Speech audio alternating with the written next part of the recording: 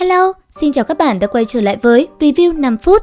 Trong những diễn biến về cuối của Đấu La Đại Lục, mặc dù ở đây rất nhiều bạn không tin, thế nhưng có một sự thật. Sau khi trở thành hải thần và quay lại thành Gia Lăng Quan, Đường Tam sau khi để Thiên Nhận Tuyết chạy thoát, 3 ngày sau nàng đã xuất hiện thêm một lần nữa. Và lần này, nàng đi cùng với mẹ của mình, người đó chính là Bỉ Bỉ Đông. Thế nhưng, điều bất ngờ nhất là với Đường Tam lúc này, đó chính là khí thế tà ác của Bỉ Bỉ Đông. Lúc này, nàng đã vứt đi vỏ bọc mà mình đã che giấu mấy chục năm qua, thay vào đó là một vị thần sức mạnh hết sức khủng bố.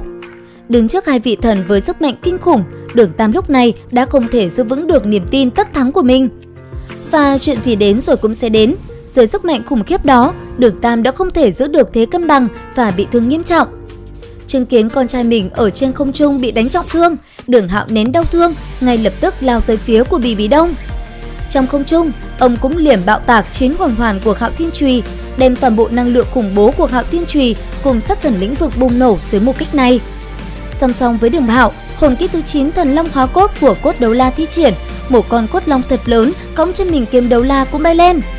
Mục tiêu của bọn họ cũng chỉ có một, đó chính là lấy lại thân thể của Đường Tam từ trên tay Bỉ Bỉ Đông.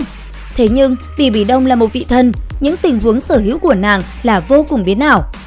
Đón nhận hai đảo công kích đang lao tới, tay phải nàng khống chế La Sát Ma Liêm, đồng thời tay trái điều khiển quang mang màu tím đen đỡ lấy một kích tạc hoàn toàn lực của Hạo Thiên Chùy.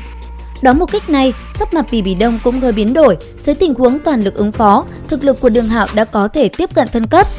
Mặc dù một chiêu này không thể gây thương tổn đến nàng, thế nhưng vì phải đỡ một kích của Đường Hạo, thân niệm của Bỉ Bỉ Đông đang khống chế Đường Tam cũng bị lơ là.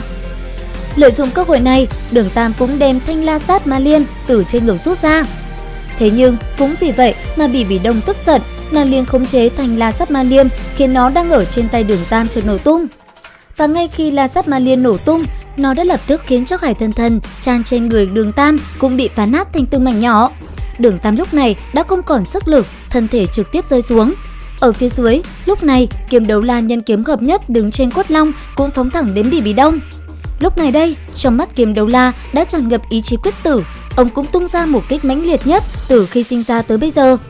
Cùng với kiếm đấu la, thân thể khổng lồ của cốt long tới từ cốt đấu la cũng đâm thẳng vào thân thể của Bỉ Bỉ Đông. Và đứng trước luồng sức mạnh của hai phong hào đấu la 97 cấp và 95 cấp hợp lực, Bỉ Bỉ Đông lập tức dùng 9 thanh ma liêm của mình lao tới công kích hai người bọn họ. Khi va chạm, con cốt long nổ tung trên bầu trời, thất sắc kiếm cũng trong nháy mắt cũng gãy đoạn. Hai vị phong hào đấu la tung hoành đại lục cả đời, đồng thời bỏ mạng ngay trên không trung. Chỉ trong tích tắc, ở trong giờ khắc này, khi Đường Tam từ trên không trung rơi xuống, trái tim của hắn đã bị Bỉ Bỉ Đông bóp nát. Và cuối cùng, Đường Tam đã không thể chiến thắng được hai vị thần mà đành bỏ mạng. Ở phía dưới, chứng kiến con mình bỏ mạng, Đường Hạo lúc này sức cùng lực kiệt, nước mắt rơi như mưa trên tường thành Gia Lăng Quan. Cả gia đình vừa mới đoàn tụ, niềm vui chưa được bao lâu thì con trai lại bỏ mạng, nỗi đau nào hơn nỗi đau này cơ chứ? Vũ Hồn Điện lại là Vũ Hồn Điện đã cướp đi mạng sống của con trai ông. Đường Hạo như phát điên, dù cho bây giờ có thịt nát xương tan, ông cũng quyết phải đi trả thù cho con trai của mình.